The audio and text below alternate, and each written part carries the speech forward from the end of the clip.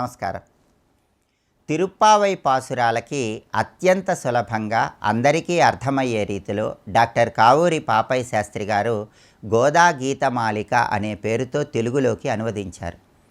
ఈ గోదా గీతమాలికలో ఉన్నటువంటి 5వ గేయాన్ని, దానిలో ఉన్నటువంటి అంతరార్థాన్ని, విశేషార్థాన్ని మనం పరిశీలిస్తే, ఈ 5వ గేయంలో డాక్టర్ కావూరి పాపయ్య శాస్త్రి గారు గోదాదేవి ఏ విధంగా శ్రీకృష్ణ పరమాత్మ గొప్పతనాన్ని వర్ణిస్తోందో వివరిస్తున్నారు. దానితో పాటుగా ధనుర్మాస స్నానాన్ని ఆచరించటం వల్ల కలిగేటటువంటి ప్రయోజనాలను కూడా విశదీకరిస్తున్నారు. అందుకే ఈ 5వ గేయాన్ని మనం పరిశీలించినట్లయితే, మధురమైన కథలవాడు మధురానాథుడు కృష్ణుడు, ముదితలార రెండు రెండు ముదముమీర పాడుదము, యమునా తీర విహారుడు యశోద ముద్దుల తనయుడు, యదువంశాంబుది చంద్రుడు యమలార్జున భంజనుడు, దూది వంటి దురితములను బూదిసేయు పరమాత్ముడు, పూని గోపకులమునందు పుట్టిన పురుషోత్తముడు, చేతులార పూజింతుము చిత్తమలర ధ్యానింతుము, దామోదరు పాదములను తనివితీర సేవింతుము అంటూ 5వ గేయంలో శ్రీకృష్ణ పరమాత్మ గుణగణాలను, ధనుర్మాస స్నానాన్ని ఆచరించటం వల్ల కలిగేటటువంటి ప్రయోజనాలను విశదీకరిస్తున్నారు. అందుకే ఈ 5వ గేయంలో ఉన్న భావాన్ని పరిశీలిస్తే, మధురమైన కథలవాడు మధురానాథుడు కృష్ణుడు అంటే ఎంతోమంది రాక్షసులను సంహరించినటువంటి అద్భుతమైనటువంటి ఘట్టాలన్నీ కూడా శ్రీకృష్ణ పరమాత్మ చరిత్రలో ఉన్నాయి. అందుకే మధురమైన కథలవాడు మధురానాథుడు కృష్ణుడు, ముదితలార రెండు రెండు ముదము మీర పాడుదము అంటే గోపికలారా అందరూ రండి, ఆనందంతో ఆ శ్రీకృష్ణ పరమాత్మ గుణగణాలను, ఆయన పరాక్రమాన్ని గూర్చి పాటలు పాడుకుందామంటూ గోపికలందరికీ పిలుపునిస్తోంది.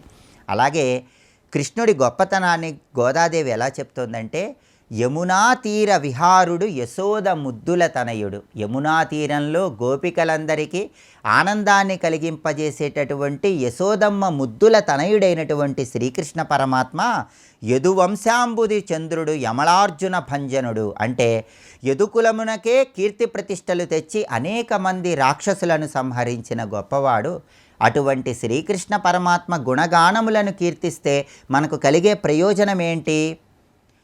దూది వంటి దురితములను బూదిసేయు పరమాత్ముడు అంటే ఎలాంటి పాపాలైనా సరే భస్మీపటలం చేసే శక్తి శ్రీకృష్ణ పరమాత్మకు ఉంది. అందుకే పూని గోపకులమునందు పుట్టిన పురుషోత్తముడు. అందరి పాపాలను భస్మీపటలం చేయటానికి గోపకులములో పుట్టినటువంటి ఆ శ్రీకృష్ణ పరమాత్మను, ఆయన గుణగానములను మనం కీర్తిద్దాము. చేతులార పూజింతుము చిత్తమలర ధ్యానింతుము అంటే మన చేతులతో ఆ శ్రీకృష్ణ పరమాత్మ పాద పద్మములను తనివితీరా పూజిద్దాము. చిత్తమలర ధ్యానింతుము మన మనస్సుకి ఆనందం కలిగే విధంగా శ్రీకృష్ణ నామాన్ని ధ్యానం చేద్దాము. దామోదరు పాదములను తనివితీర సేవింతుము దామోదరుడిగా ఉన్నటువంటి ఆ శ్రీకృష్ణ పరమాత్మ పాద పద్మాలను ఆశ్రయించి తనివితీరా సేవిద్దామని గోపికలందరికీ గోదాదేవి పిలుపునిస్తోంది. అంటే జన్మ జన్మల కర్మ ఫలితాలన్నీ పోగొట్టే శక్తి శ్రీకృష్ణ పరమాత్మ నామస్మరణలో ఉంది. అన్ని కర్మ ఫలితాలను తొలగింపజేసి మోక్షప్రాప్తిని కలిగింపజేసే శక్తి ఈ ధనుర్మాస వ్రతానికి ఉంది. అందుకే ధనుర్మాస వ్రతాన్ని మనమందరము ఆచరిద్దాం. తెల్లవారుజామున స్నానం చేద్దాం, శ్రీకృష్ణ పరమాత్మ గుణగణాలను కీర్తిద్దాం, ఆయన పాద పద్మాలను ఆశ్రయిద్దాం, ఆయనను పూజించుకుందాం. దాని ద్వారా కర్మ ఫలితాలను తొలగింపజేసుకొని జన్మజన్మల పాపాలన్నీ భస్మీపటలం చేసుకొని శ్రీకృష్ణ పరమాత్మ సంపూర్ణమైన అనుగ్రహానికి పాత్రులమవుదామని, కృష్ణుడి గుణగణాలను, ధనుర్మాస వ్రతం ఆచరించటం వల్ల కలిగేటటువంటి ప్రయోజనాలను ఈ 5వ పాసురంలో ఆండాళ్ తల్లి వివరిస్తోంది. రేపటి తిరుప్పావైలో గోదా గీతమాలికలో ఉన్నటువంటి 6వ గేయము అంటే తిరుప్పావై పాసురాల్లో ఉన్నటువంటి 6వ పాసురము, దానికి సంబంధించినటువంటి గోదా గీతమాలికలో ఉన్నటువంటి 6వ గేయము, దానిలో ఉన్నటువంటి అంతరార్థము, విశేషార్థము పరిశీలిద్దాం. నమస్కారం.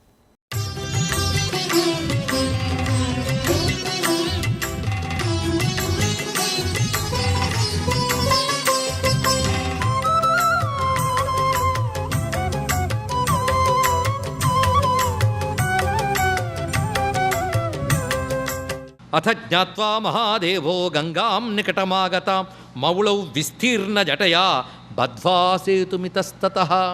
ఆ జటాజూటంలోకి గుభిల్లుమని దూకింది ఆ గంగ. వెంటనే జడను ముడివేశాడు. పడిన వెంటనే జడలు ముడివేశాడు. ఎలా ఉన్నదయ్యా అంటే ఆ జడల ముడి ఒక కటాహంలా ఉందిట.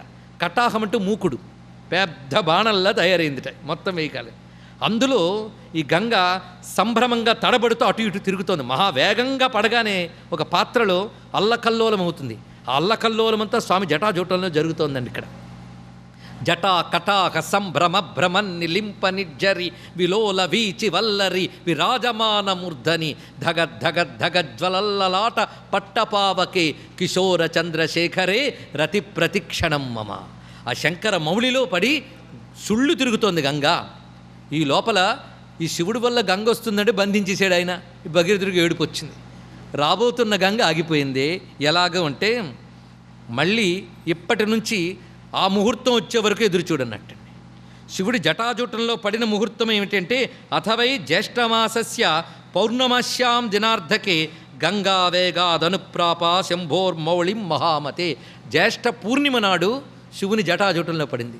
జ్యేష్ఠ దశమి నాడు కనిపించిన గంగ జ్యేష్ఠ పూర్ణిమ నాడు శివ జటాజూటంలో పడిందిట. అక్కడ బంధించాడు. గంగ ఆనవాలు కూడా కనబడలేదండి, ఆ జటాజూటంలో ఉండిపోయింది. భగీరథుడు ఏడ్చేట, స్వామి నువ్వే దయ చూపించాలి అంటే మళ్ళీ జ్యేష్ఠమాసం రావాలి, శుక్లపక్ష దశమి రావాలి, అది హస్తానక్షత్ర మంగళవారం అయి ఉండాలి. ఆ యోగం వచ్చే వరకు కూర్చో, అప్పటి వరకు గంగని నేను ఇలాగే నిలుపుతా. ఎందుకంటే ఒక పాత్రలో వేగంగా పడే నీళ్లు నిలకడ పొందడానికి కొంత సమయం పడుతుంది. అలాగే నా జటా కటాహంలో పడిన ఈ గంగాజలం నిలకడ పొందడానికి కొంత సమయం పడుతుంది, అప్పటి వరకు వేచి చూడు అన్నాడు. ఏం చేస్తాడు? కూర్చున్నాడు అలా శివస్మరణ చేసుకుంటూ. ఆ ముహూర్తం వచ్చింది. మళ్ళీ ఉత్సాహంగా లేచాడు, ఒక్కసారి శంఖనాదం చేశాడు. అప్పుడు పరమాత్మ కొంచెం ఒక్క పాయ వదిలేడండి.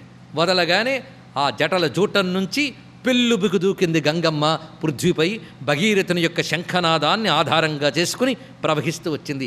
ఆ గంగ వినిర్గమించి మొట్టమొదట అడుగు పెట్టింది ఏ పుట్టింటిలోంచి వెళ్ళిపోయిందో అదే పుట్టింట్లో తన పాదాన్ని మెట్టింది తల్లి. ఒక్కసారి ఇక్కడ హిమవత్పర్వత ప్రాంతంలో మనం ఇది గోముఖం అని అంటాం, కానీ ఇంకా రహస్యాన్ని పట్టుకోగలిగితే గంగ అతి సూక్ష్మంగా వ్యక్తమైన చోటు ఏది అంటే సుమేరు అని చెప్పబడుతున్న కైలాస పర్వత ప్రాంతంలో సూక్ష్మ రూపంలో వ్యక్తమై తర్వాత గోముఖంలోకి ప్రవేశించి అక్కడి నుంచి గంగోత్రి నుంచి జలజలా ప్రవహిస్తూ గంగమ్మ వచ్చినది. ఇది తల్లి యొక్క ప్రవాహ సరళి.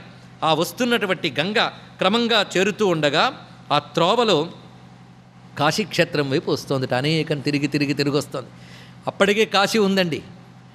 అప్పుడు ఆ భవ్యమైనటువంటి గంగ వస్తూ ఉండగా కాశీక్షేత్ర పాలకుడు ఒక్కసారి లేచెట్ట, ఏమిటి ఎంత వేగంగా వస్తోంది ఈ గంగ అని. ఆ లేచి దండం పట్టుకు వెళ్ళాడు. ఎవరు ఆ కాశీక్షేత్ర పాలకుడు? కాలభైరవ స్వామి. దండం పట్టుకెళ్ళాడు. ఎందుకంటే వస్తూ ప్రతి ఊళ్ళు బీళ్ళు ముంచివేసి వస్తోంది మహాప్రవాహం. సామాన్యమా? సరిగ్గా కాశీక్షేత్రానికి వచ్చేటప్పటికల్లా ఈ క్షేత్రాన్ని ఎక్కడ ముంచేస్తుందా అని వచ్చేట క్షేత్రపాలకుడు దండం పట్టుకుని వచ్చి సమాయాత కథం కాశీం సంప్లావయసి నిమ్నగే, ఓ కొత్త నీరా ఎవరు నువ్వు అన్నట్ట. కొత్త ప్రవాహాన్ని వస్తున్నావు, ఏమిటనుకున్నావు? ఈ పురి ఎవరిదనుకున్నావు? పురియం దేవదేవస్య శంకరస్య మహాత్మనః ఏతస్య రక్షకం కిం త్వం మాం నజానాసి భైరవం. ఇది శివుడు పట్టణం అని తెలియదా? ఈ పట్టణ రక్షకుడిని నేనని తెలియదా? ఏం ముంచేద్దామని వస్తున్నావా అనగానే అప్పుడు ఆ భైరవుడిని చూసి గంగాదేవి అంటోంది, నువ్వు ఏ శివుడి పట్టణం అంటున్నావో ఆ శివుడి భార్య అని నేను అన్నది. ఇంకేమున్నది? పైగా ఇక్కడ ఆ శివుడు ఉన్నాడు కనుకనే పొంగులు వారు ఇక్కడికి వచ్చాను, మహోత్సాహంగా ఇక్కడికి వచ్చాను సుమా అని చెప్తే వెంటనే దండం పెట్టేట్టు కాలభైరవుడు. ఆయాతాధరణి పృష్టం శంభోర్మౌళి ప్రతిష్ఠిత ద్రష్టం విశ్వేశ్వరం కాశ్యాం నికటం సముపాగత. భూమికి వచ్చానంటే కాశీని చూడాలని వచ్చాను అన్నదిట తల్లి.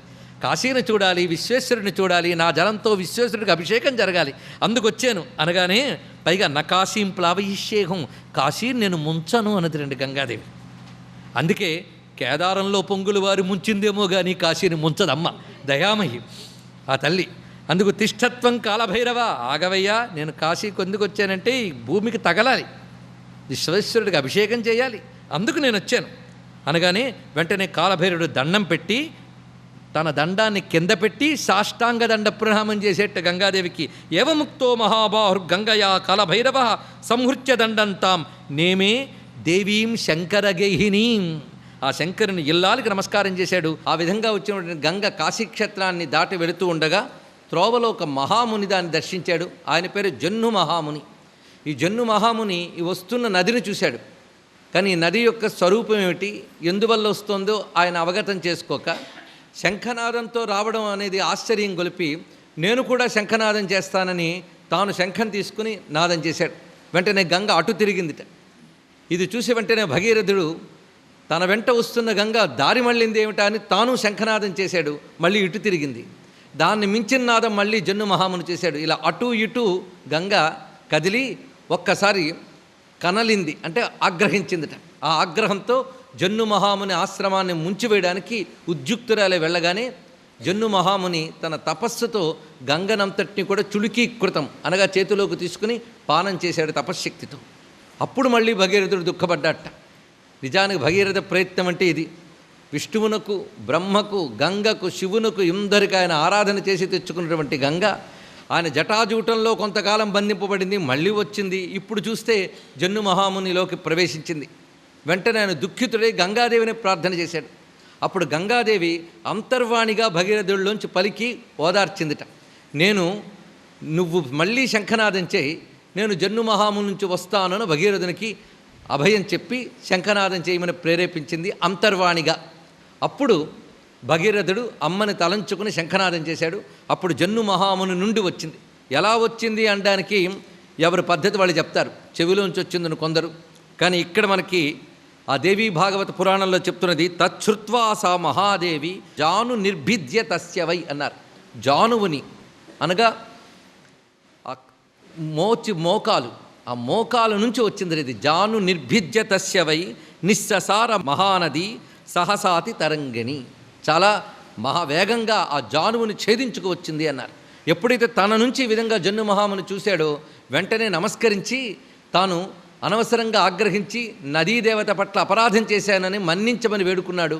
అప్పుడు ఆ జన్ను మహాముని నుండి వచ్చినందుకు గాను తన పేరు జాహ్నవి అని ఇకపై పిలుస్తారని చెప్తూ, మన్నించమని కోరుకున్నందుకు గాను ఆ తల్లి వాత్సల్యం చూపించి నేను నీ కుమార్తెగా వ్యవహరింపబడతానని అతడికి పితృత్వం అనే ఒక అద్భుతమైన పదవినిచ్చింది. అందుకు జన్ను మహాముని నుండి వచ్చింది కనుక జాహ్నవి అనే పేరు ఆ తల్లికి లభించింది. సర్వం శ్రీ జగన్మాతృ చరణారవిందార్పణమస్తు. స్వస్తి.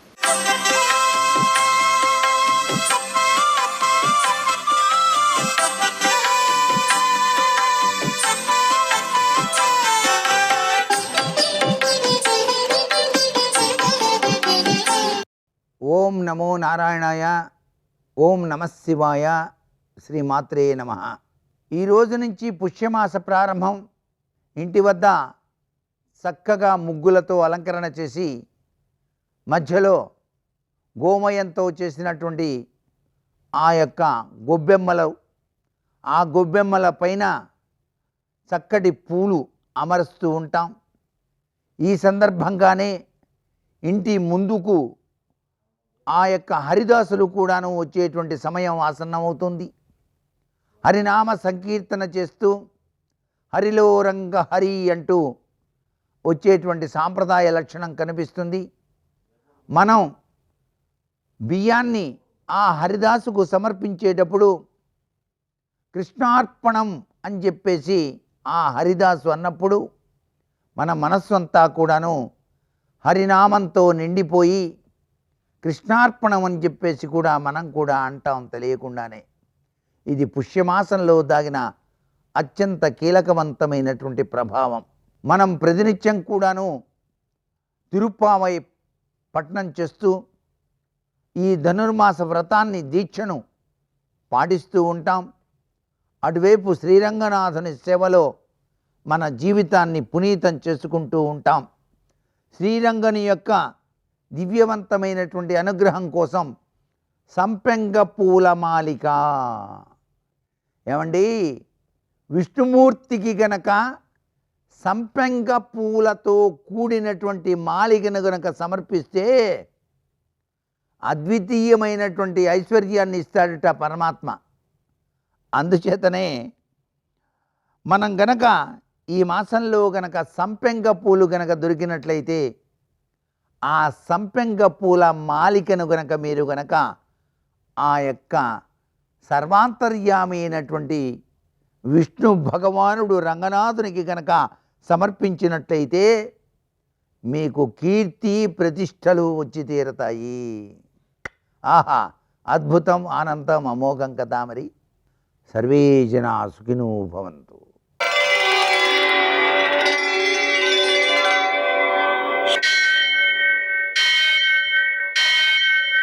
सहस्रशीर्षं देवं विश्वाक्षं विश्वशम्भुवं विश्वं नारायणं देवमक्षरं परमं पदं विश्वतः परमां नित्यं विश्वं नारायणगुं हरिं विश्वमेवेदं पुरुषस्तद्विश्वमुपजीवति पतिं विश्वस्यात्मेश्वरगुं शाश्वतगुं शिवमच्युतं नारायणं महाज्ञेयं विश्वात्मानं परायणम् सूर्यशौर्यमथेन्दुरिन्द्रपदवी सन्मङ्गलं मङ्गलम् పద్మావతి ప్రణయలాలితముగ్ధదేహ శ్రీ వెంకటేశరుణమోచనమస్తు మహ్యం. నేటి కాలమాన విశేషాలను గమనిద్దాం.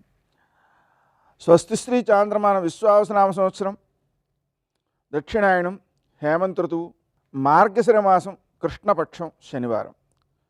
సూర్యోదయం 6:45 సూర్యాస్తమయం 5:42. తిథి అమావాస్య ఉదయం 7:12 వరకు. నక్షత్రం మూల రాత్రి 1:20 వరకు. వర్జం రాత్రి 11:34 నుంచి 1:20 వరకు. దుర్ముహూర్తం ఉదయం 6:45 నుంచి 8:13 వరకు. అమృతకాలం సాయంకాలం 6:16 నుంచి 8:02 వరకు. రాహుకాలం శనివారం కాబట్టి ఉదయం 9 నుంచి 10:30 వరకు. అష్టకవర్గ రీత్యా శుభప్రదమైన సమయం సాయంకాలం 4 గంటలకి. నేటి విశేషం, శనివారం సూర్యోదయానికి ముందే లేవాలి. ఎందుకంటే సూర్యోదయం తర్వాత దుర్ముహూర్తం ఉంటుంది కాబట్టి. తర్వాత ఉదయకాలంలో కేజీంపావు నువ్వుల నూనెతో శివునికి అభిషేకం చేసి 1/2 కేజీ నల్ల నువ్వులతో పూజ చేసి ఈ నువ్వులను ఆవులకి ఆహారంగా నూనెలో పసుపు కలిపి ఆవులకు ఒళ్ళంతా రాయడం, హనుమాన్ చాలీసా పారాయణ, ఆంజనేయ స్వామికి అప్పాలు నివేదన, ప్రదక్షిణాలు చేయడం, వెంకటేశ్వర దీపారాధన చేయడం, ఈ కార్యక్రమాల ద్వారా సకల గ్రహ దోషాలని నివారించుకోగలుగుతాం. మరో ముఖ్య విశేషం, అమావాస్య ఉదయం 7:12 వరకు ఉంది. మూలా నక్షత్రం కలిసింది. ఈ అమామూల యోగం, ఈ సందర్భంగా మనం పితృదేవతారాధన చేయడం ద్వారా వారికి, పితృదేవతలకు 10,000 యుగాల తృప్తి కలుగుతుంది. మరో ముఖ్య విశేషం, గోదాదేవి ధనుర్మాసాన్ని పాటిస్తూ 5వ పాసురంలో స్వామివారి యొక్క గుణగణాలను విస్తరించి వర్ణిస్తోంది. మిక్కిలి ఆశ్చర్యకరములైనటువంటి గుణాలతో, చేష్టలతో ఉంటాడు ఆయన కృష్ణుడు. ఈ ఉత్తర మధురకు నిర్వాహకుడిగా పుట్టాడు. మధురకు ఆయన ప్రభువే యమునా తీరంలో జన్మించి ఈ వంశాలన్నిటినీ కూడా ప్రభవింపజేశాడు. యశోదా తల్లి గర్భానికి కాంతి స్వరూపుడైన దామోదరుడు. ఈ వ్రతం కారణంగా కృష్ణుణ్ణి మనం చేరి మిగిలిన ఏ కోరికలు కోరకుండా పవిత్రమైన మనస్సుతో స్వామికి పూలను సమర్పించి నమస్కరించి అతని కళ్యాణ గుణాలను కీర్తించి ధ్యానిస్తే ఏమవుతుంది? సంచిత పాపాలు, ఆగామి పాపాలు తప్పించుకోవచ్చు. ఆయన గుణకీర్తనం చేయడం వలన పాపాలన్నీ అగ్నిలో పడేసిన ఆహుతుల వలె నశించిపోతాయి, భస్మమైపోతాయి. ఆయన యొక్క స్మరణ చేద్దాం అని చెప్పి గోపికలందరినీ కూడా ప్రోత్సహిస్తూ ఉంది. నేటి ఆణిముత్యాలు.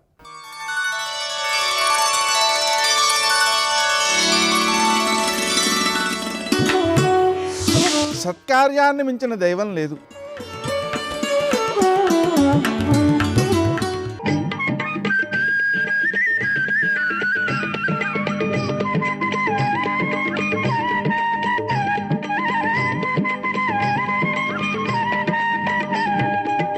సుబ్రహ్మణ్యం సుబ్రహ్మణ్యం షణ్ముఖనాథ సుబ్రహ్మణ్యం సుబ్రహ్మణ్యం సుబ్రహ్మణ్యం షణ్ముఖనాథ సుబ్రహ్మణ్యం. వెంకటాచలం వెళ్ళి వెంకటేశ్వర స్వామి మీద 42 రోజులు నేను కీర్తనలు పాడతాను వివిధ రాగాల్లో, నా కొడుక్కి దృష్టి రావాలని సంకల్పం చేశారు. ఆయన 42 రోజులు సంగీతంలో వివిధ రాగాల్లో కృతులు పాడారు. పాడితే వెంకటేశ్వర స్వామి వారు 42వ రోజున ఆ పిల్లాడికి మళ్ళీ దృష్టి ఇచ్చేశారు. అందుకే ఇప్పటికీ వెంకటేశ్వర స్వామిని అర్చన చేసేటప్పుడు ఆయన నామాలలో అక్షీణ నేత్రదాయిని నమః అని ఉంటుంది. నేత్రములు లేనివాడికి నేత్రములు ఇచ్చినవాడా అని. అది ముత్తుస్వామి దీక్షితుల వారు అన్నయ్య గారికి ఇచ్చారు. దీక్షితుల వారు కాశీపట్టణం నుంచి తిన్నగా వస్తుంటే వాళ్ళ నాన్నగారు తిరుపతి వెళ్ళారన్నారు. ఆయన తిరుత్తణి కొండ మీదకి వెళ్ళారు. తిరుత్తణి కొండ మీదకి వెళ్ళి ఆయన ఆ వీణ పెట్టుకుని కీర్తనలు వాయిస్తున్నాడు. ఒక వృద్ధుడు వచ్చాడు. వృద్ధ బ్రాహ్మణుడు వచ్చి, అబ్బాయి కళ్ళు మూసుకో అన్నారు. కళ్ళు మూసుకున్నారు. నాలుక చాపు అన్నారు. నాలుక చాపారు. నాలిక మీద పటికి బెల్లం వేశారు. దీక్షితుల వారు కళ్ళు తెరిచారు. ఇక కనపడలేదు ఆ బ్రాహ్మణుడు. అంతే. అది మొదలు మీరు అందుకే దీక్షితుల వారి కృతులు పరిశీలించండి. తిరుత్తణి కొండ మీద దీక్షితుల వారు కూర్చున్న తర్వాత వారు చేసిన కీర్తనలన్నీ కూడా అపురూపంగా ఏ శంకర భగవత్పాదుల స్థాయిలోనూ ఆవిష్కరించినటువంటి సిద్ధాంతాలన్నీ ఉంటాయి. వారు ఎన్నడూ వెళ్ళి చూడనటువంటి ఉపాసనా రహస్యాలు వారికి కీర్తన చేస్తానంటే ద్యోతకమైపోయేది. ఆయనకి సుబ్రహ్మణ్య కటాక్షం. అందుకే దీక్షితుల వారి కీర్తనలు వినేటప్పుడు తిరుత్తణి గురుగుహ కీర్తనలు అంటారు. ఆయన ఆ కీర్తనల చివర గుహా ముద్ర వేసి సుబ్రహ్మణ్య ముద్రతో కొన్ని కీర్తనలు చేశారు.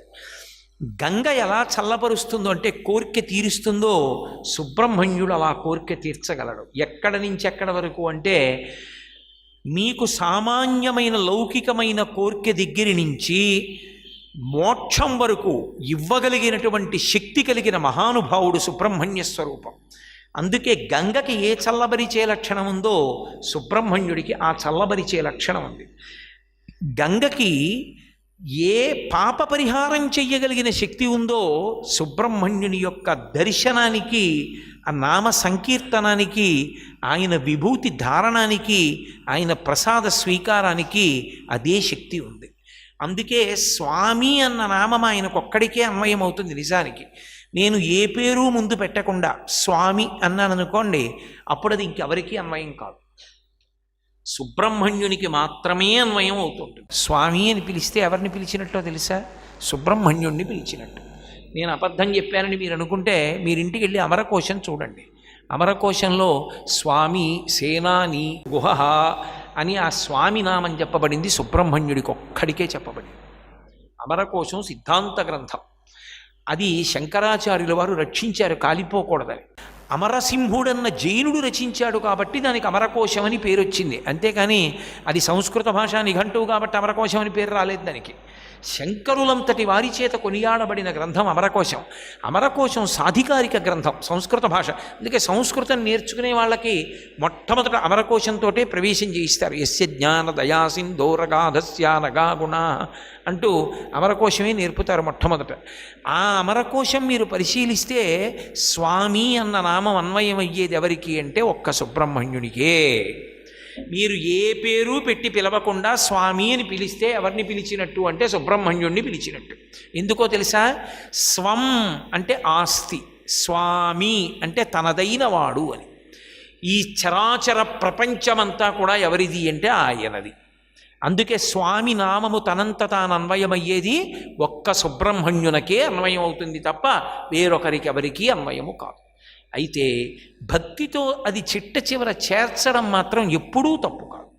నేను పరమభక్తితో నేను ఒక రూపాన్ని ఉపాసన చేస్తున్నాను అనుకోండి, ఆ ఉపాసన చేసేటప్పుడు ఆ పేరు చివర నేను స్వామి నామాన్ని కలిపాను అనుకోండి, అది తప్పు మాత్రం కాదు. అప్పుడు నా దృష్టిలో ఆయన అంతటికీ ప్రభువు అని. అది దోషమని చెప్పను నేను. కానీ స్వామి నామం తనంత తానన్వయం అయ్యేది మాత్రం ఒక్క సుబ్రహ్మణ్యుడికి. కాబట్టి ద్వైమాతుర శబ్దము నిజమునకు ఎవరికి అన్వయమవుతుంది అంటే ఒక్క సుబ్రహ్మణ్యునకే అన్వయమవుతుంది. అంతటి మహానుభావుడు ఆయన ఎప్పుడెప్పుడు ఎక్కడెక్కడ జ్ఞానాన్ని ప్రబోధం చెయ్యాలన్నా, జ్ఞానాన్ని కటాక్షించాలన్నా, సరస్వతీదేవి ఎలా అనుగ్రహిస్తుందో, పరమశివుడు ఎలా అనుగ్రహిస్తాడో సుబ్రహ్మణ్యుడు అలా అనుగ్రహిస్తూ ఉంటాడు. అందుకే మీరు కొంచెం జాగ్రత్తగా ఎప్పుడైనా పరిశీలనం చేస్తే భట్టారక అని ఒక శబ్దం ఉంటుంది సంస్కృతంలో. భట్టారక శబ్దం ఎక్కడైనా మీకు కనపడింది అంటే అది పరదేవతానుగ్రహం అని గుర్తు. భట్టారక శబ్దం పరదేవతా స్పర్శ లేకుండా రావు. శృంగార భట్టారక అని కాళిదాసుడి పేరు. ఎందుకంటే శృంగార అన్న మాటకు అర్థం ఏదో శృంగార రసం అని కాదు. శృంగము అంటే కొమ్ము, శిఖరము. ఆర అంటే తిరుగుట. అంటే అంత గొప్ప రచన చేస్తాడు, అంత బాగా చెప్పగలడు. కాబట్టి కాళిదాసుకి శృంగార భట్టారక. భట్టారక అంటే పూజనీయుడు. అంటే అంత గొప్ప రచన చేసినవాడు. అంత గొప్ప రచన చెయ్యగలిగడం ఆయనకి తనంత తానుగా వచ్చింది కాదు, ఉజ్జయిన్ కాళికాదేవి అనుగ్రహం. అలాగే క్రోధభట్టారక దుర్వాసో మహర్షికి ఉన్న పేరు. క్రోధము ఆయన సొత్తు, కోపంగా ఉంటాడు.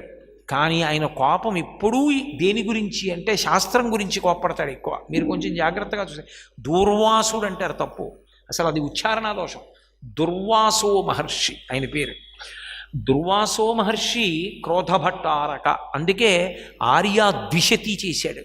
ఆర్యాద్విషతి అని కంచి కామాక్షి అమ్మవారి యొక్క పూజా విధానాన్ని నిర్ణయం చేసిన వాడు దుర్వాసో మహర్షి. అందుకే ఇప్పటికీ మీరు కామాక్షి దేవాలయంలోకి వెడితే అమ్మవారి యొక్క ఏకాంత సేవా మందిరం దగ్గరికి వెళ్ళేటప్పుడు మెట్లెక్కుతుంటే ఎదురుగుండా పేటికలో దుర్వాసో మహర్షి కూర్చుని ఉంటారు. అక్కడి పూజా విధానాన్ని నిర్ణయించినవాడు. అమ్మవారి అనుగ్రహంతో అమ్మవారి గొప్పతనాన్ని 200 శ్లోకాల్లో చెప్పాడు. అందుకని ఆర్యాద్విషతి రచయిత అయ్యాడు. కాబట్టి క్రోధభట్టారక. మూకశంకరులకి కామాక్షి అనుగ్రహం కాబట్టి పలకగలిగారు. అలా ఒక్కొక్కరు భట్టారక. లలితాపరా భట్టారిక, ఆమెయే పూజనీయురాలు. భట్టారక జ్ఞానం ఎక్కడ కలిగినా అమ్మవారి అనుగ్రహం. సర్వం శ్రీ ఉమామహేశ్వర పరబ్రహ్మార్పణమస్తు. స్వస్తి.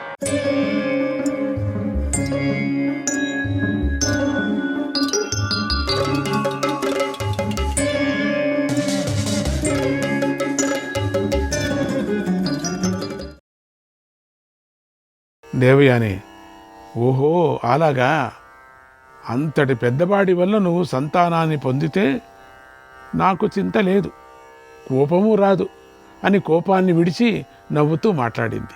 ఓ అట్లనా అంటే గ్యారెంటీ చేసుకుంది. శర్మిష్ఠ కూడా నవ్వింది. దేవయాని శర్మిష్ఠ చెప్పిందంతా నిజమని భావించింది. తన భవనానికి వెళ్ళిపోయింది. ఏదో అపాయం తప్పించుకున్నట్టుంది చూస్తే. కొంతకాలం గడిచింది. యయాతి దేవయాని యందు యదువు తుర్వసువు అనే 2 పుత్రులను కన్నాడు. శర్మిష్ఠ యందు ద్రాక్షుడు, అనుడు, పూరుడు అనే 3 పుత్రులను కన్నాడు. ఒకనాడు దేవయాని యయాతితో కలిసి వనానికి వెళ్ళి అక్కడ దేవపుత్రుల్లాగా ఉన్నటువంటి బాలకులను చూసింది. వారు ఆడుకుంటున్నారు. ఇప్పుడు దేవయాని ఆశ్చర్యపోతూ యయాతిని ఇలా అడిగింది, ఓ రాజా, ఈ పిల్లలు దేవపుత్రుల్లాగా ఉన్నారు, వీరెవరి పిల్లలు? ఆకార రేఖలలో అన్ని విధాల మిమ్మల్నే పోలి ఉన్నారేమిటి అని అడిగింది. అంటే పట్టేసింది అక్కడ. దేవపుత్రుల్లాగా ఉన్నారు, ఆకారం మాత్రం చూస్తే ముక్కు, చెవు, కన్ను, నుదటి ఇవన్నీ చూసినప్పుడు, ఛాతీ ఇవన్నీ చూస్తే మీలాగే ఉన్నట్టున్నదే అనేది మెల్లగా. యయాతి మాట్లాడలేదు. ఇంకెక్కడ మాట్లాడతారు, చిక్కుకుంటున్నాడు. దేవయాని బాలకులతో, ఓ బాలకుమారులారా, మీ పేరేమిటి, వంశమేమిటి, మీ తండ్రి ఎవరు, నిజం చెప్పండి అని గుచ్చి గుచ్చి అడిగింది. బాలురు చూపుడు వ్రేలు ఎత్తి ఈయనే మా తండ్రి అన్నట్లుగా యయాతిని చూపించారు. మా తల్లి శర్మిష్ఠ అని చెప్పి పరిగెత్తుకొని రాజు వద్దకు వచ్చేశారు. దేవయాని పక్కన ఎప్పుడో వచ్చి వెళుతూ ఉండేవాడు కదా, ఆ పిల్లలు కొని పెట్టి చెప్పేశారు. దేవయాని పక్కన ఉండటంతో యయాతి వారిని దగ్గరకు చేరలేదు. ఏదో తెలియనట్టుగా ఉండిపోయాడు. ఇక్కడ కూడా ఏమో జరుగుతున్నది. వీళ్ళంతా శాపాలకు భయపడి వస్తారు, అంతే, ఇంకేం లేదు. ఏం జరుగుతుందో అని భయపడతారు. ఆ పిల్లల్ని ముట్టలేదు, తాను ఏదో తెలియనట్టుగా ఉన్నాడు. వాళ్ళు ఏడుస్తూ ఉన్నారు. ఏడుస్తూ ఏడుస్తూ ఏడుస్తూ హఠం చేసి నాన్న నాన్న అనుకొని శర్మిష్ఠ దగ్గరికి వెళ్ళి చెప్పారు, మా నాన్న తీసుకోలేదు, మా దగ్గరికే తీసుకోలేదు, దూరం పెట్టేశాడు అని. ఆ మాటలు విని యయాతి సిగ్గుపడ్డాడు. దేవయాని ఇదంతా గమనించింది. రాజుకు పిల్లల పట్ల గల ప్రేమను చూసి నిజాన్ని గ్రహించింది. శర్మిష్ఠ వద్దకు వెళ్ళి ఇలా అంది, ఓ శర్మిష్ఠ, నేను అడిగినప్పుడు ఎవడో ఋషి అనుగ్రహించాడని చెప్పావు. నువ్వే యయాతిని ప్రోత్సహించి సంతానాన్ని పొందావు అని నాకు నిజం తెలిసింది. నువ్వు పాపం చేశావు. నా అధికారం కింద ఉండి నా మనస్సుకు బాధ కలిగించే పనులే చేస్తున్నావు. నీ రాక్షస ప్రవృత్తి మారలేదు. నా మీద నీకు ఎలాంటి గౌరవము లేదు. నువ్వు నాకు భయపడటం లేదు అంది. అప్పుడు శర్మిష్ఠ కోపించి, మీరేవి అని, ఋషి చెప్పింది నిజం. నేను న్యాయంగాను ధర్మంగాను నడుచుకుంటున్నాను. నేను నీకు భయపడను. నువ్వు ఎప్పుడైతే భర్తను వరించావో అప్పుడే నేను యయాతిని భర్తగా వరించాను. సకురాలి భర్త ధర్మంగా నాకు భర్తే అవుతాడు కదా. నువ్వు నాకు పూజ్యురాలువు, మాన్యురాలువు, బ్రాహ్మణివి, రాజర్షిమైన నీ భర్త నీకంటే కూడా నాకే మిక్కిలి పూజించదగినవాడు. ఈ విషయం నీకు తెలీదా? నీ తండ్రి నా గురువు అయినటువంటి శుక్రుడు నన్ను ఒకేసారి ఈయనకి ఇచ్చారు. ఏమన్నాడు మీ తండ్రి? దీన్ని తీసుకువెళ్ళు అన్నాడు. అంతే. ఈ చక్రవర్తి రక్షణలోనూ పోషణలోనూ నేనుంటున్నటువంటి విషయం నీకు తెలియదా? నీకేం తెలియదు అనుకున్నావా అంది. ఆ మాట విని దేవయాని దుఃఖించింది. యయాతితో, ఓ రాజా, నువ్వు నాకు అపకారం చేశావు, అయిష్టమైన పని చేశావు. ఇక నేను ఇక్కడ ఉండలేను అని ఏడుస్తూ శుక్రుడి దగ్గరకు బయలుదేరింది. ఏం పిల్లలు పుడితేనేమి బయలుదేరింది. ఆమెను చూసి యయాతి బాధపడ్డాడు. కంగారు పడుతూ ఆమెను ఓదారుస్తూ ఆమె వెనకాలే వెళ్ళాడు. ఎందుకంటే ఏమవుతుందో తెలియదు. ఇక ఎంతో బ్రతిమాలాడు. అయినా దేవయాని చలించలేదు, వెనుకకు రాలేదు, మొండి, రాజుతో మాట్లాడలేదు. తొందరగా శుక్రుడి దగ్గరకు చేరుకుంది. మాటికి శుక్రుడి దగ్గరికి చేరుకుంటుంది. అదే, ఎందుకంటే ఆయన పవర్ఫుల్ కదా శుక్రుడు. వెళ్ళి చేరుకొని నమస్కరించింది. వెనుకనే యయాతి కూడా వచ్చి శుక్రుడిని పూజించాడు. ఇద్దరు పూజించారు. దేవయాని ధర్మాన్ని జయించింది. మీదిది క్రిందకు అయింది, తల్లకిందులైపోయింది. నీచమైంది ఉన్నతికి, ఉన్నతమైంది నీచానికి చేరింది. ఈ హఠం పట్టుకుంది. శర్మిష్ఠ నన్ను మోసం చేసింది, నన్ను మీరి ప్రవర్తించింది. అప్పటి నుంచి ఉంది వీళ్ళిద్దరికి. ఈ యయాతి రాజు ఆమె యందు 3 పుత్రులను కన్నాడు. భాగ్యహీనురాలైన నాకు 2 పుత్రులే కలిగారు. ఇదంతా నిజం. ఈ రాజు ధర్మాత్ముడని పేరు పొందాడు, కానీ మర్యాదను ఉల్లంఘించాడు. అందువల్ల ఈ విషయము నీకు చెప్పాల్సి వచ్చిందని తీవ్ర స్వరంతో పలికింది. మంచి స్వరం కాదు, పెద్ద స్వరంతో పలికింది. నేను కూడా స్వరంతో పలకాలనుకోండి, వద్దులేండి. ఆ మాటలు విని శుక్రుడు కోపించి, ఓ రాజా, నువ్వు ధర్మపరుడివై ఉండి కూడా అధర్మాన్ని ఆచరించావు కనుక ఈ క్షణములో నిన్ను వృద్ధాప్యము ఆవాహించుగాక అని శపించాడు. అంతే. ఇది జరుగుతుందని అనుకున్నాం. ఎప్పుడో ఏదో చిన్న శాపం అనుకున్నాము, ఇదేంటి ఇంత పెద్ద శాపం పెట్టాడు. వృద్ధాప్యము. యయాతి పూజ్యుడా, ఇందులో నా దోషం కొద్దిగా కూడా లేదా? శర్మిష్ఠ ఋతుదానం చేయమని యాచించింది, అది ధర్మకార్యమని చేశాను. ఋతుదానాన్ని యాచించిన స్త్రీకి పురుషుడు ఋతుదానం చేయకపోతే దోషం లభిస్తుందని వేదవేత్తలు చెబుతున్నారు. అదిగాక ఆ రోజే మీరు నా చేతిలో పెట్టారు. అదిగాక అది తాను సేవకురాలైతే, తాను యజమాని అయితే సేవకురాలు కూడా వరించినట్టే లెక్క కదా. ఇవన్నీ చెప్పుకొని వచ్చాడు, పెద్ద సమాచారం చెప్పుకొచ్చాడు. శుక్రుడికి అంతా తెలుసు. ఏకాంతంలో శర్మిష్ఠ యాచించింది.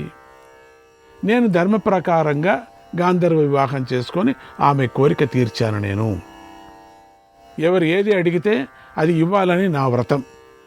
శర్మిష్ఠను నువ్వే ఇచ్చావు నాకు. ఆమె నన్ను తప్ప మరొకరిని భర్తగా కోరలేదు, ఇష్టపడలేదు. ఎందుకు ఇచ్చావు ఆ రోజు నువ్వు? ఆ రోజు దాస్యం నుంచి విముక్తి చేసేసింటే బాగుండు. నీ కూతురు ఒకదాన్ని నువ్వు పంపించుంటే బాగుండు. దాన్ని ఎందుకు అంటకట్టావు? పని లేక వాళ్ళ ఇంటికి వాళ్ళని దాన్ని పంపించేసింటే బాగుండు. ఈ 1000 మంది నాకెందుకు? నా దగ్గర లేరా? నువ్వు చేసిన పని అది. ఎవరేం కోరుకుంటే అది ఇస్తాననే నా వ్రతం అది. అది కోరుకుంది, నేను ఇచ్చా. అది కాక నా భార్యనే అది కూడా. నేను ఇదంతా ఆలోచించి ఇలా చేయటమే ధర్మమని నేను ఈ పని చేశాను, నన్ను క్షమించు. పై కారణాలను పరిశీలించి అధర్మము భయము అనేటువంటి ఈ రెండూ నన్ను పీడించటం చేత నేను శర్మిష్ఠను పొందాను అన్నాడు శుక్రుడు. అప్పుడు చెప్తున్నాడు, ఓ రాజా, నువ్వు నా ఆధీనంలో ఉన్నావు. ఒకవేళ అలా జరిగినట్లయితే నా ఆదేశం అందేంతవరకు నువ్వు ఆగి ఉండాలి కదా. నువ్వు నా ఆధీనంలో ఉన్నావు కదా, నా ఆదేశం అందేంతవరకు ఉండాలి కదా. నువ్వు ఈ విషయం గురించి నాతో చర్చించి ఉండాలి కదా. మిథ్యాచారస్య ధర్మేషు చౌర్యం భవతి నాహుష. ఓ నహుష కుమార, ధర్మనీయంతో అసత్యమైన ఆచరణ చేసేవాడు దొంగతనం వల్ల కలిగే ఫలితాన్ని పొందుతాడు అని శుక్రుడు యయాతిని శాపించాడు. యయాతి వెంటనే యవనాన్ని విడిచి ముసలవాడైపోయాడు. నీ యవనం ఉండబట్టే కదా నువ్వు ఆవిడికి పాణిగ్రహణం చేసి ఆవిడికి పుత్రవతిని చేశావు. అందుకని నీ యవ్వనం నాశనమైపోని నువ్వు ముసలవాడైపో. యయాతి, ఓ మహర్షి, నా యవ్వన కాలంలో దేవయానితో కలిసి ఇంకా ఆనందాన్ని పొందలేదు. అందుచేత నన్ను అనుగ్రహించి శాపాన్ని ఉపసంహరించండి అని కోరాడు. ఇప్పుడు అట్లా అంటున్నాడు, కూతురు కోసమైనా సరి చేసుకుంటాడని ఒక ట్రిక్ వేశాడు పాపం. శుక్రుడు చెప్తున్నాడు, ఓ రాజా, నా మాటకు తిరుగులేదు. అది అసత్యం కాదు, జరిగి తీరుతుంది. జరాం త్వేతాం త్వమన్యస్మిన్ సంక్రామయ యదీచ్ఛసి. నువ్వు కోరినట్లయితే ఈ ముసలితనాన్ని వేరొకడికి నువ్వు ఇవ్వచ్చు. నీ ఒక ముసలితనాన్ని అతడి యవనాన్ని నువ్వు పొందుతావు అన్నాడు. ఎవరని ఇస్తే. యయాతి, ఓ బ్రాహ్మణోత్తమ, నాకు ఏ పుత్రుడు తన వయస్సును ఇస్తాడో అతడు రాజ్యాన్ని, పుణ్యాన్ని, కీర్తిని పొందాలి. నాకు ఈ వరాన్ని అనుగ్రహించండి అని కోరాడు. శుక్రుడు, ఓ నహుషకుమార, నువ్వు నన్ను ధ్యానించగానే స్వేచ్ఛగా నీ ముసలితనాన్ని, నీ కోర్కెను అంగీకరించిన వాడికి ఇస్తాను. అప్పుడు నీకు పాపం అంటదు. నీకు యవ్వనం ఇచ్చిన పుత్రుడు నీ రాజ్యానికి రాజు అవుతాడు. ఆయుష్మంతుడై, కీర్తిమంతుడై, బహు సంతానం కలవాడవుతాడు అన్నాడు శుక్రుడు. శ్రీకృష్ణాయ పరమాత్మనే నమః. శాపాన్ని ఇచ్చాడు, శాప విమోచనాన్ని కూడా, ఒక ఉపాయాన్ని కూడా చెప్పాడు. శుక్రాచార్యుడి శాపం వల్ల యయాతి ముసలితనాన్ని పొంది నగరానికి వెళ్ళి పెద్ద కొడుకైనటువంటి యదువును పిలిచి ఇలా అన్నాడట, నాయనా, శుక్రుడి శాపం వల్ల నా శరీరం అంతా ముడతలు పడి నాకు ముసలితనం వచ్చింది. నా వెంట్రుకలు నెరిసిపోయాయి. కానీ యవన సుఖంలో నాకింకా తృప్తి తీరలేదు. ఓ యదు, నువ్వు నా ముసలితనంతో పాటు పాపాన్ని కూడా తీసుకో. నీ యవనాన్ని నేను తీసుకొని విషయ సుఖాలను అనుభవించినాను. 1000 సంవత్సరాలు గడిచిన తర్వాత నీకు ఇస్తాను. అప్పుడు నా ముసలితనంతో పాటు నా పాపాన్ని కూడా నేను తీసుకుంటానన్నాడు. అప్పుడు యదువు, తండ్రి, వార్ధక్యం వల్ల జీవితానికి ఏ విధమైన సంతోషం కలగదు. ముసలితనంలో అన్నపానాల వల్ల చాలా దోషాలు ఏర్పడతాయి. అందువల్ల నీ ముసలితనము నాకొద్దు అని చెప్పేశాడు. ముసలితనంలో చాలా పాపాలు చేస్తామట. పాపాలు సాధారణంగా ఉంటుంది కూడా. అన్నపానాలు తీసుకునే సమయంలో, సమయం లేనప్పుడు సమయంలో తీసుకోవటం కానీ, మరి అన్నీ వేరే వేరే విధంగా ఉంటాయి. స్నానం చేయకపోవటం కానీ, శరీరం కదలలేకపోవటం, ముసలితనం కదా. అందుకని కొన్ని పాపాలు చేసేటువంటి విధానం ఉన్నది. ముసలితనం సాధారణంగా అందరికీ వస్తుంది కదా. మరి అప్పుడు మరి పని కట్టుకొని చేయటం లేదు కదా పాపాలు. శరీరం అట్లా అయింది కదా, కృషించింది కదా. మరి చేసేటప్పుడు పాపం ఎట్లా వస్తుందని మీరంతా అనుకోవచ్చు. మీరు మనకు అనిపిస్తుంది కూడా, అది ఎట్లా అవుతుంది, ఇది చేతకానప్పుడు చేతకానితనాన్ని పాపం అనటానికి వీలవుతుందా అని అనుకోవచ్చు. అవును, అందుకే కదా ప్రారంభంలో మనం ఏం చెప్పుకున్నాం, అనాయాస మరణం వినా దైన్యంత జీవనం అని అన్నాం కదా. మాటిమాటికి అనుకుంటాం కదా, అనాయాస మరణం. ముసలితనమే రాకోకుండా ముసలితనంలో కూడా అనాయాసంగా వెళ్ళిపోవాలి. అది మనకు కావాలి. పరమాత్ముడిని అది వేడుకోవాలి. అది కావాలంటే మనం కొన్ని పనులు చేయాలి. మనం ప్రతినిత్యము పరమాత్ముడిని కొలచటము, ప్రతినిత్యము ఆ పరతత్వాన్ని, భగవంతుడి యొక్క తత్వాన్ని, ఆత్మతత్వాన్ని తెలుసుకోవటం, ఇవన్నీ చేసినప్పుడు మాత్రమే మనకు అనాయాస మరణం ఏర్పడుతుంది. లేకపోతే ఏర్పడదు. ఆయాసంతో కూడిన మరణమే మనకు వస్తుంది. ఆయాసంతో కూడినటువంటి మరణం వల్ల మనకు దోషం అవుతుంది కూడా, జ్ఞానం చెడిపోతుంది. అప్పుడు ఎవరైనా రామనామాన్ని చెప్పినప్పుడు మనం చెప్పం, రామనామం ఎందుకని చాలా రోజు చెప్పాను నేను అని అంటాం. అంటే నువ్వేం చేస్తున్నావో నీకు తెలీదు. తెలిసి తెలియక అన్ని పాపాలే కదా. అందుకని అది ముసలితనం వల్ల జుట్టు తెల్లబడిపోతుంది, అది నిజమే. ఆనందం ఉండదు, అందుకని అది మామూలు. అది దాని సంగతి వదిలేస్తే అవయవాలు సడిలిపోతాయి, అంత లూజ్ అయిపోతూ ఉంటాయి అవయవాలు. మన చెప్పిన మాట వినవు.